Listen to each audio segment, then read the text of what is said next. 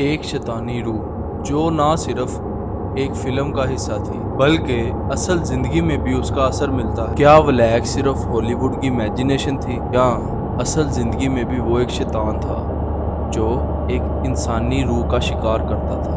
आज मैं आपको बताने जा रहा हूँ दी व्लैक की असल स्टोरी, जो कि दी नन 1, 2 में पाई गई है, कॉन्जरिंग सीरीज में पाई गई है और साथ ही साथ एनाबेला सीरीज में भी पाई गई है। व्लैक का पहला जिक्र 17th सेंचुरी की बुक डेमोनोलॉजी ग्रीमोयर में मिलता है। उस किताब के मुताबिक व्लैक एक पावरफुल शैतान है जो 30 लीजेंड्स ऑफ स्पिरिट का कमांडर है, लेकिन उसका रूप सिर्फ एक नन जैसा है।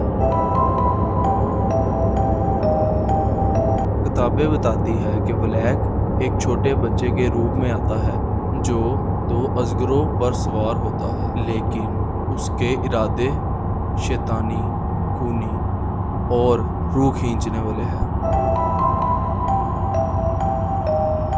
1952 की बात है। रोमानिया के एक दूर दराज इलाके में एक करता मोनेस्ट्री था। वहाँ की एक नन ने खुदकुशी कर ली थी। चर्च ने कुछ लोग भेजे, एक फादर बर्ग और एक नॉइस। वहाँ जाके पता चला एक एविल फोर्स उस जगह को अपनी जगह पुजारी बना चुकी थी।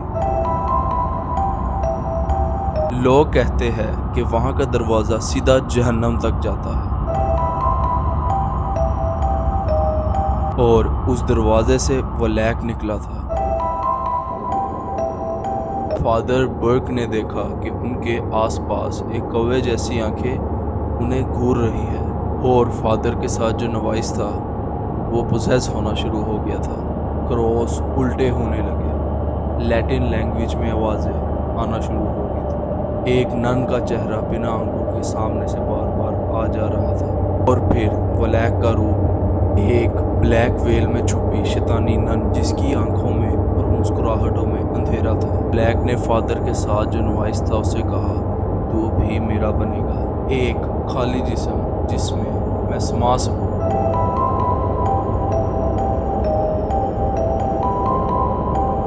जिस अबे के अंदर ये सब कुछ हो रहा था, उस अबे के बेसमेंट में एक वॉलेट था जहां एक एंशिएंट रेलिक था, हजरत ईसा का खून, जिससे सिर्फ उस गेट को बंद किया जा सकता था। ब्लैक का रक्स उस जगह को जहन्नम बनाने लगा था। फादर बुर्ग पर हमला हुआ था और नवाइस के जिस्म पर निशान बनने लगे थे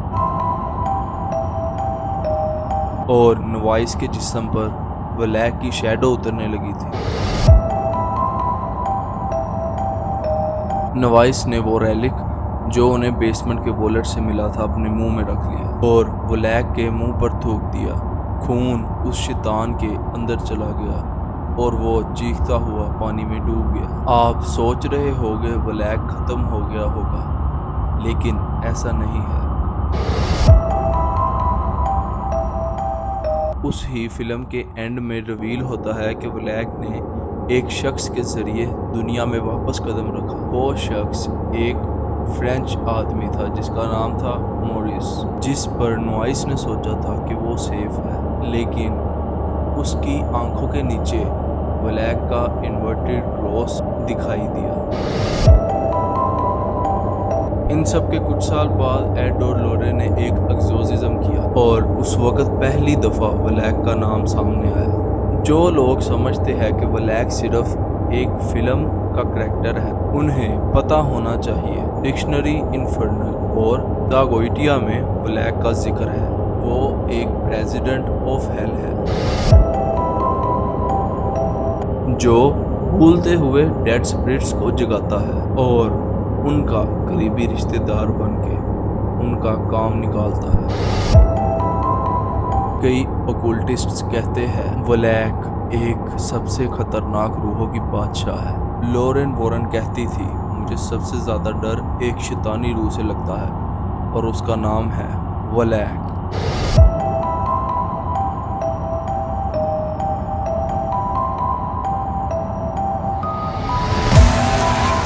एक इंटरव्यू में उन्होंने कहा कि वो एक औरत बनकर आती है लेकिन उसके अंदर सिर्फ नरक की आग होती है। लॉरेन ने ब्लैक को डायरेक्टली देखा था और कहा था उसकी आंखों में सिर्फ दो चीजें नजर आती थी, एक नफरत और दूसरा बर्बादी। आज भी कई लोग मानते हैं कि ब्लैक सिर्फ एक कहानी नहीं, एक रूहानी हकीकत है जो सिर्फ उस वक्त उठती है जब किसी का ईमान कमज़ोर होता है और अंधेरा